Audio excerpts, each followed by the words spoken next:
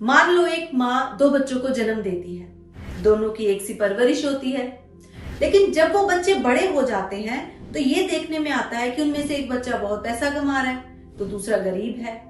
एक के परिवार में बहुत सुख शांति है और एक के परिवार में कलह क्लेश बहुत ज्यादा है, वो बीमारियों से ग्रस्त हैं। तो ऐसा क्यों?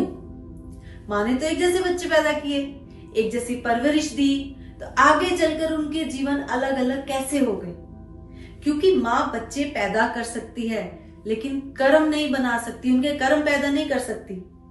आपके पूर्व जन्मों के हिसाब से ही आपको आपके माँ बाप मिलते हैं, उनके कर्मों के हिसाब से आप उनके जीवन में आते हैं। तो ये सारी चीजें बहुत गहरे अध्ययन करके हमने बहुत सारी रिसर्चेज करी, पूर्व जन्म के विज्ञान को बहुत गहराई तक जाकर हमने ये सारी चीजों को जानने की कोशिश की कि इंसान जब जन्म लेता है तो उसके पीछे के जन्मों में किए गए कर्मों का हिसाब किताब होता है। उसके बाद उसके जो कर्म अभी रह जाते हैं, क्योंकि कर्मों से तो कोई नहीं बच पाया, ये ब्रह्मांड का नियम है, जैसे को तैसा होकर रहता है, या आप जो बोते हो फल तो वैसा ही आएगा।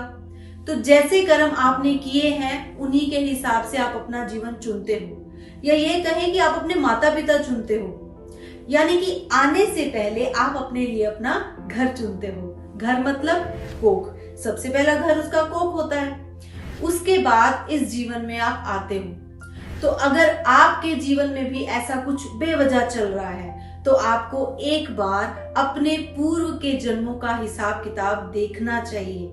अगर आप पूर्व में जाकर आप अपने कर्मों को जान लेते हो तो इस जन्म से जो भी आपके गिले शिकवे होते हैं, मैं यहाँ पर इस जन्म में क्यों पैदा हुआ, मुझे ये ही जीवन क्यों मिला, ये प्रॉब्लम्स मेरे साथ ही क्यों हैं, ये सब शिकवे खत्म हो जाते हैं। तो अगर आपको जानना है कि आपका पूर्व जन्म क्या है तो आप अपने पूर्व जन्म की यात्रा हमारे साथ कर सकते हैं। इस यात्रा में आप जान पाएंगे कि पूर्व जन्म होता क्या है, प्रेजेंट में आप जो कर रहे हैं क्या मैं सही कर रहा हूं, मैं अपना जो भविष्य तैयार कर रहा हूं वो मेरा कितना साथ देगा, ये सब सारी चीजें जान सकते हैं। तो ये सारी चीजें आप हमारे साथ सीख भी सकते हैं और पर्सनल सेशन ले भी सकते हैं।